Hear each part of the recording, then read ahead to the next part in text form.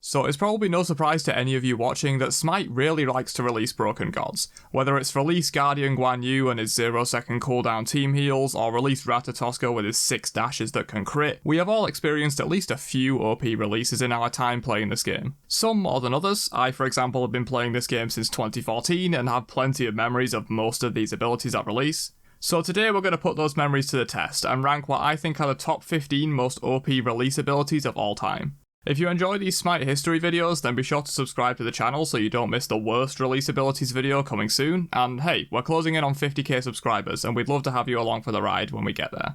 But without further ado, let's jump in with number 15. So for number 15, I have CERNUNNOS' 1, Shifter of Seasons. I've joked before that this ability is pretty much 4 items in one with no cooldown, that being Kin Size, Devourer's Gauntlet, Frostbound Hammer, and Executioner for summer, spring, winter, and autumn stances respectively. But this ability at release was even crazier than it is now.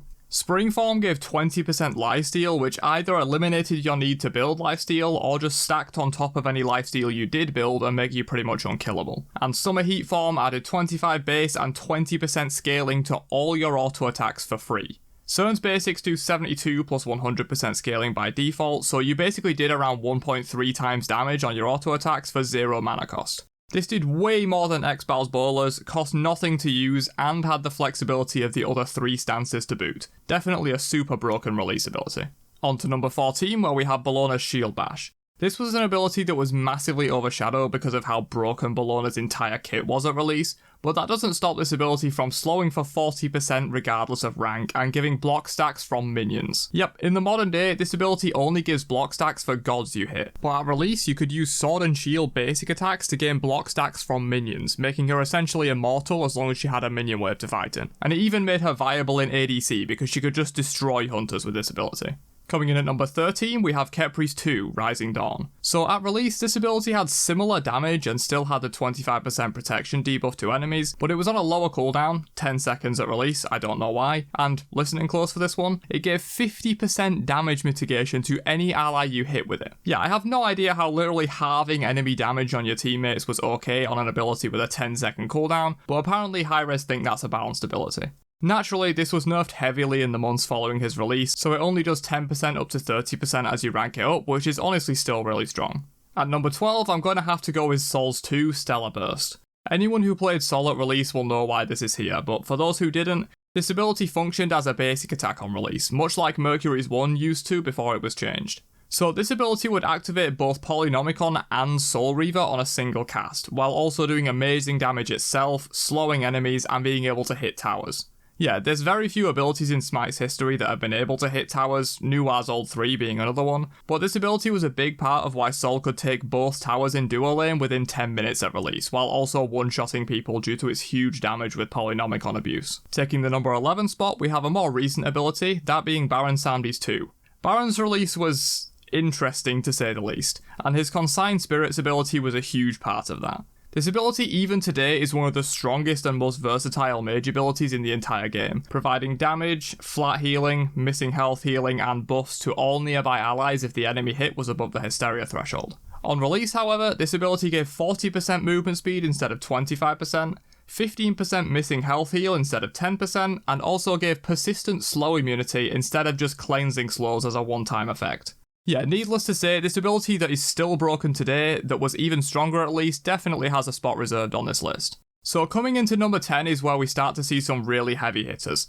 Every ability from this point on was completely busted at release, so these were pretty hard to rank from this point on, but I tried my best. So sliding into the number 10 spot, I'm going with KHEPRI's ultimate, SCARAB'S Blessing. This ability today is still one of the most powerful abilities in the game due to its unique res mechanic, but back at KHEPRI's release in 2015, this ability revived at 60% health, revived through executes, yes, the main counter to this ability didn't even exist at launch, gave the ally you bless 25 power and 40 movement speed, and to top it all off, slow immunity to make sure that even if you don't trigger the revive effect, they can get out of the fight scot-free.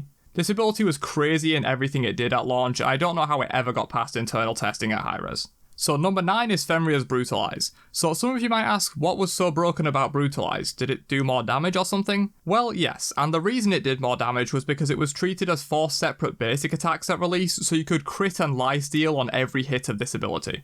No joke, it was a common occurrence at Fenrir's release for people to die just to Brutalize from full health if you landed 4 crits with it. Plus, you could build lifesteal and use the lifesteal from your 2 and be able to heal for insane amounts as well.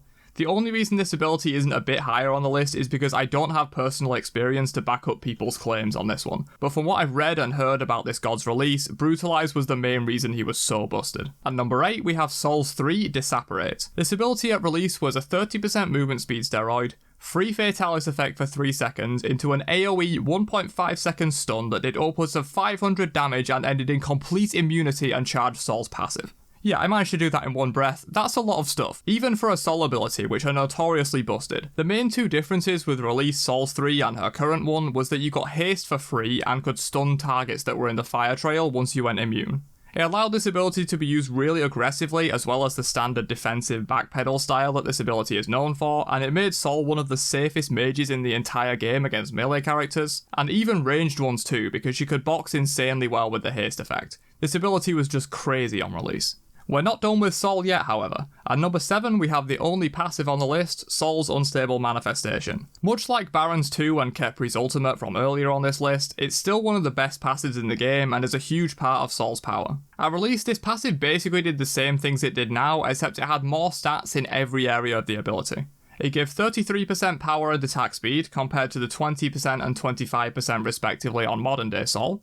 And at full heat she gained 35% increased basic attack damage instead of 20% now. So overall she had 13% more power, 8% more attack speed and 15% more basic attack damage at release compared to now, which is just crazy to think about when you consider how powerful this passive is even in the current state of Smite. Okay, I promise there's no more Sol for this list. At number 6 we have RATATOSKR's pre-rework dash. So Rat Dash before his rework was very similar to his current dash, but it had a shorter range and would go through all targets hit instead of stopping at the first god. And that's where this ability got interesting. If you dashed through an enemy god with this, it reset the cooldown of the dash so you could use it again instantly. And you could do this once for each enemy god per initial cast of the ability, so you could effectively dash 6 times for 1 cooldown. Which in itself was completely busted, but the thing that really tipped this ability over the top at release was the Opal Acorn. The most broken of Rat's 4 Acorn choices pre-rework, this one would add lightning bolts to the dash that increased the AoE and procced on hit effects like Golden Bow and Frostbound Hammer, as well as giving the dash the ability to crit. So yeah, you could dash 6 times, and those dashes would AoE and crit with Golden Bow, which had crit on it back then. The Opal Acorn was really the part of pre-rework Rat that completely broke him, and it was this dash that enabled that Acorn to be so busted, so it definitely deserves a spot on this list in my opinion. Kicking off the top 5, we have Nemesis's notorious release shield. Having infinite HP and 50% reflect damage and healing on a 12-second cooldown is pretty good, it turns out. Nem was one of the strongest releases we've ever seen, and this ability was a huge part of why she was so strong back then. Nemesis shield in present day Smite has a health limit for a reason. This ability at release was abused to all hell, the funniest of which was deliberately stepping into Vulcan ults or any other big damage ability really and popping the shield to reflect upwards of 500 damage to the enemy mage and heal for 500 yourself instantly. It was really the infinite HP on this shield that made it so incredibly broken at launch. If you had good timing and game sense, you could absolutely abuse the hell out of this ability. The shield today is really a shadow of its former self, and that's saying something given how good it still is. From one shield to another, but with very different purposes, we have Geb's Stone Shield breaking the top 4. The shield itself had up to a 6-second duration, which is slightly longer than the present day shield. It had 400 base health instead of 250, which alone would make it a really strong ability considering its secondary use as a cleanse. But the reason this ability is top 5 and not just really good is that the shield scaled with 20% of Geb's max health. Yeah, not the squishy hunter you're targeting's max health, the tanky Geb's max health. 3000 health is reasonable to achieve for a support late game, so 20% of 3000 is 600 health. Add that to the base 400 and you have a 1000 HP shield that cleanses CC on cast and lasts 6 seconds. It pretty much made your allies invincible for 6 seconds, and that can't be understated. This ability was probably the most busted support ability we have ever seen added to the game. It was almost ultimate level, but it was a basic ability on an 18-second cooldown. Alright, we're finally here at top 3, and kicking this off we have BELLONA's SCOURGE. At release, this ability would heal you for 110 HP every 3 autos at max rank. Honestly, I could move on right here, and that alone should be enough to justify this ability being here, but to put that number in perspective, modern day BELLONA heals for 45 at max rank. This ability at rank 3 during BELLONA's release healed for double what it does at max rank now. That's utterly crazy, and I have no idea how this ever got past internal testing, never mind public PCS. This ability alone made ADC Bellona, or just attack speed Bellona in general, viable simply because you could heal for somewhere in the realm of 150 health per second just by holding left click depending on your attack speed. Plus the disarm was 3 seconds at release, making her an absolute menace to hunters in the duo lane or elsewhere. But even in standard tank Bellona builds in solo, you would just level this first instead of bludgeon and outsustain literally every other god in the game just by pressing 3. This ability was so disgusting, and I have personal experience with this, being on the receiving end of it and using it myself back in the day. The only reason this ability is not higher on the list is because of a certain bongo man that we'll talk about now. So Release Guan the Bongo Man has made it onto another list of broken things in Smite, and it's no surprise. He's far and away the most broken thing to ever be added to Smite. Not just gods, but items, mechanics, rituals, all that stuff doesn't hold a candle to Release Guan, and it's honestly unlike anything we've seen since, making it sort of hard to put into perspective, but I'll do my best here. So number 2 is Release Guan's ultimate, Tactician's Advantage. This ability is the predecessor to Amaterasu's current ultimate, and it shared a similar animation and effect, just way more busted. Release Guan was a Guardian, just thought I'd let you know that before you ask why a warrior had magical scaling. So Tactician's Advantage was a 3-strike attack that slowed for 2 seconds on the first hit, silenced for 2 seconds on the second hit, and stunned for 2 seconds on the third hit. 3 forms of CC on one ability, seems fair already. But the damage on this ability was off the charts crazy. Apparently Hi-Rez hadn't learned their lesson about giving Guardians ridiculous damage yet, and they gave this ability 950 base damage and 135% magical scaling. Yeah, magical scaling, not physical. You know, that power type you can easily get 800 of in a game. But yeah, with a full damage build, which believe me was how you built Release Guan, this ability was easily hitting for over 2000 damage while coming with mobility, CC immunity, and 3 forms of CC. Plus, once you took the second hit, you couldn't even jump away like you can for the final hit of Amaterasu's ultimate, because the second hit silenced you back then, pretty much locking you into your grave. So before we get to number 1, a quick honourable mention to Release Guan's heal. This scaled at 50% magical power, which is way higher than most AoE heals that exist today. For reference, Chang'e and Hell's heals scale at 30%, so this healed for around 600 once ranked up with a decent build, had a base 6-second cooldown, which due to its passive was reduced to 4 seconds if you healed an ally, which counted Guan himself as an ally by the way. So you're dealing with a 4-second cooldown AoE 600 team heal, and that's without any other CDR from items or his 2, which also reduced this by 1 second if you hit an enemy with it. But moving on though, let's get into the most broken ability ever to be added to Smite in my opinion. Can you guess who it belongs to?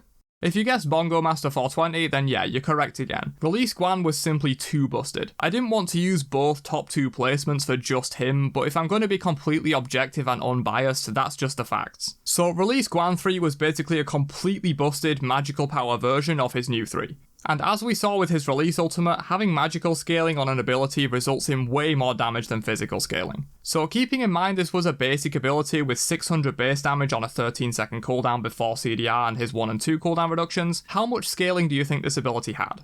80%? 100%? 150%? Okay, nah, I'm joking with that last one. It was actually 200%. Yeah, this basic ability on a 13-second cooldown had higher scaling than basically every mage ultimate in the entire game. This ability was pretty much an Anubis ult on a stick, but you didn't have to root yourself to use it.